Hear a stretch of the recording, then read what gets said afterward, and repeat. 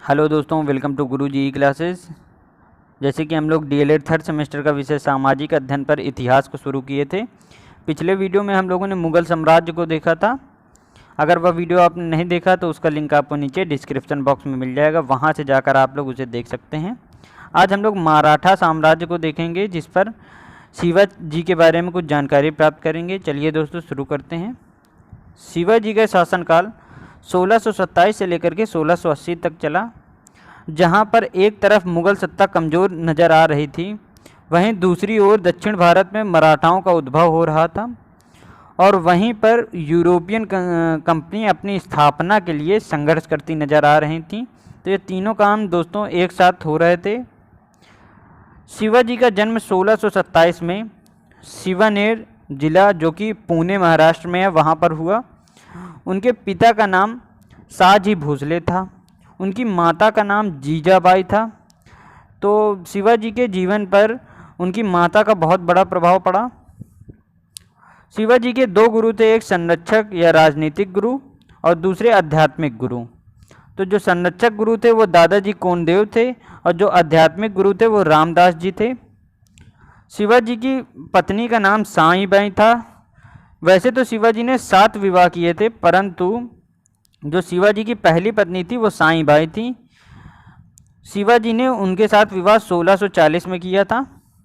ये तो हो गया शिवाजी का कुछ जीवन परिचय। अब हम लोग देख लेते हैं कुछ शिवाजी के सैन्य अभियान और लूट, कौन कौन सी लूट उन्होंने की। तो उन्होंने सबसे पहला जो सैन्य अभियान किया वो बीजापुर के खिलाफ किया था।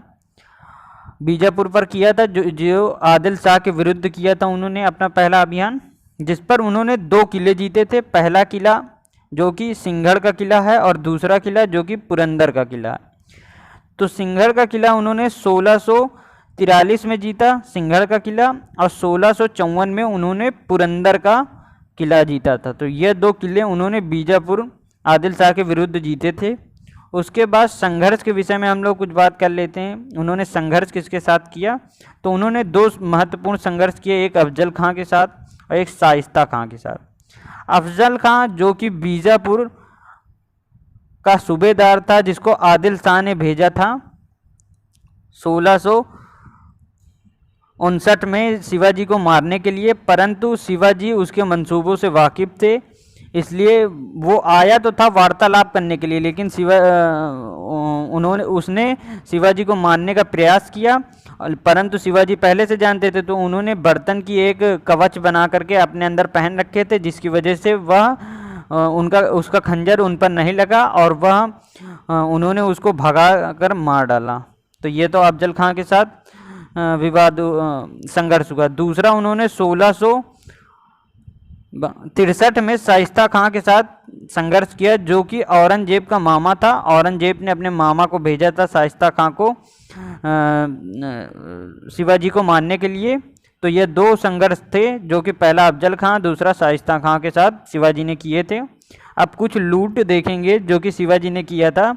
सबसे पहली लूट सूरत की प्रथम लूट, और फिर हम लोग देखेंगे सूरत की दूसरी लूट। तो सूरत की प्रथम लूट 1664 में हुई और सूरत की दूसरी लूट 1670 में हुई। प्रथम लूट में शिवाजी ने 1 करोड़ तक का सामान चुराया था मुगल साम्राज्य का, जिसके बाद तुरंत 1665 में पुरंदर की संधि हुई, जिस पर एक तरफ कछवाहा राजा जयसिंह था और दूसरी तरफ शिवाजी थे। उस संधि में शिवाजी को अपने 35 में से 23 किले देने पड़े थे मुगल साम्राज्य को। तो यह पुरंदर की संधि भी दोस्तों याद रखिएगा। उसके बाद 1666 में औरंगजेब ने अपने दरबार में शिवाजी को बुलाया और बुलाने के बाद उनके साथ दुर्व्यवहार किया, जिसके बाद उसने उन्हें बंदी बना लिया।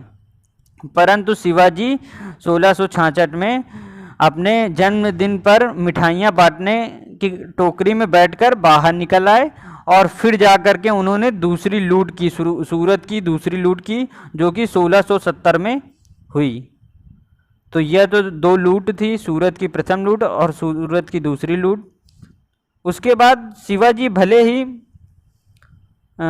राजा थे, परंतु उन्होंने अपना अभी तक राज अभिषेक नहीं कराया था, लेकिन 1600 1574 में उन्होंने शिवाजी ने अपना राज अभिषेक कराया, रायगढ़ पे कराया, दुर्ग पे। उन्होंने गंगा भट्ट जो कि काशी के महान पंडित थे, उन्होंने उनको बुलाया अपने राज अभिषेक के लिए, और कहा जाता है कि उस राज अभिषेक में बहुत बड़ा भंडारा, बहुत भव्य समारोह हुआ था।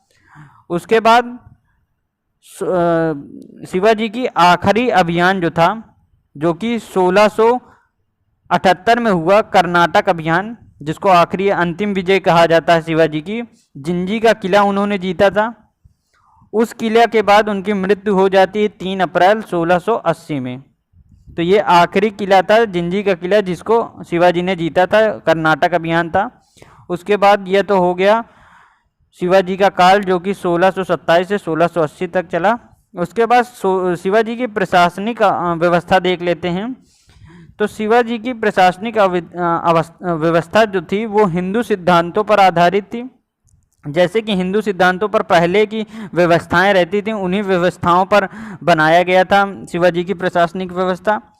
शिवाजी की प्रशासनिक अवस्था में अष्टप्रधान मंत्री परिषद रखा गया, मतलब कि 8 मंत्रियों का समूह रखा गया था शिवाजी की प्रशासनिक व्यवस्था में, अष्टप्रधान मंत्री परिषद, जिस पर सबसे पहला पेशवा होता था।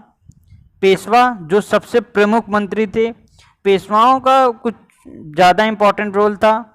बाद में ये पेशवा ही उभर कर ज़्यादा आते हैं दोस्तों, जैसे बाजीराव पेशवा, तो ये सारे पेशवा बाद में उभर कर आते हैं, लेकिन उस समय पे सिर्फ ये सबसे प्रमुख मंत्री रहते थे।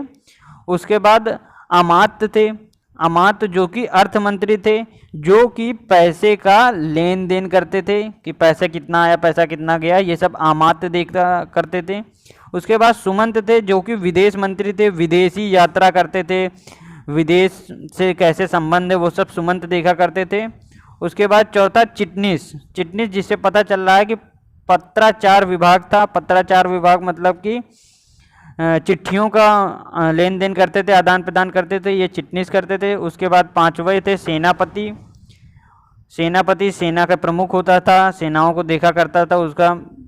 उसके बाद न्यायाधीश, न्यायाधीश में जो सबसे मुख्य न्यायाधीश थे वो तो खुद शिवाजी थे, लेकिन और भी जिलों में और भी न्यायाधीश रखे गए थे।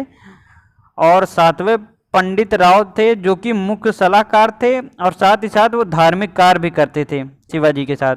तो पंडित राव का भी एक सबसे मंत्रिपरिषद में अच्छा मंत्री थे, जिसमें पंडित राव मुख्य सलाहकार थे, साथ ही साथ धार्मिक कार्य भी करते थे।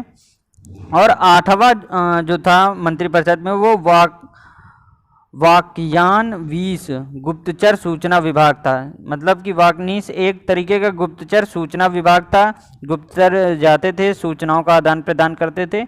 अब शिवाजी के समय पे ऐसे तो 33 कर बताए गए हैं, लेकिन हम लोग 2 इम्पोर्टेंट करों को समझेंगे कि कौन कौन से 2 इम्पोर्टेंट कर थे जो कि शिवाजी के समय पर चले थे। सबसे पहला तो चौथ था, दूसरा सरदेश मुखी था। चौथ मतलब कि 1/4, जैसे कि नाम से पता चल रहा है 1/4 कर। 1/4 कर किससे शिवाजी लेते थे और 1/10 कर किससे लेते थे?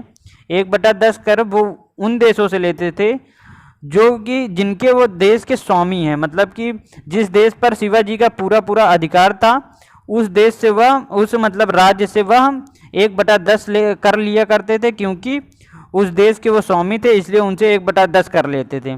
और लेकिन शिवाजी जिस राज्य के स्वामी नहीं थे, उनसे वह 1/4 कर लेते थे। उनसे इसलिए लेते थे क्योंकि वो कहते थे कि हम आप पर नियंत्रण रखेंगे नहीं, अगर आप हमको 1/4 कर देते रहेंगे तो हम आप पर अटैक नहीं करेंगे, आपकी सुरक्षा के लिए हम 1/4 कर लेंगे आपसे।